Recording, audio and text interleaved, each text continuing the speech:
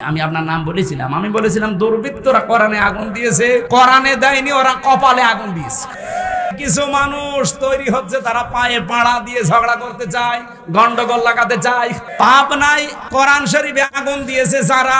আমি রাজবাড়িতে বলেছিলাম যে যারা আগুন দিয়েছে ওরা হচ্ছে দুর্বৃত্ত, কিন্তু একদল তারা নিজেদের গায়ে মেখে আমার নামে সংবাদ সম্মেলন করেছে যে আমির হামজা আমাদের নাম নিয়ে। আমি আপনার নাম বলেছিলাম, আমি বলেছিলাম দুর্বৃত্তরা কোরআনে আগুন দিয়েছে, কোরআনে দেয়নি, ওরা কপালে আগুন দিয়েছে।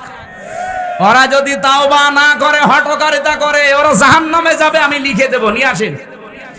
কারণ আল কোরআন হুজ্জাতুল লাকা ওয়া আলাইকা, আমি তো দলিল দিয়ে বলেছি।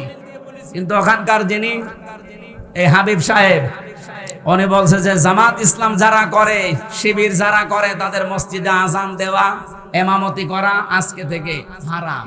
হারাম মানে এলাকার জিনিস কি আপনার এলাকা কি আপনার বাবার?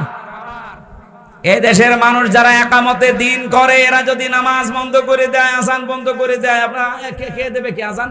আপনি দিতে পারবেন?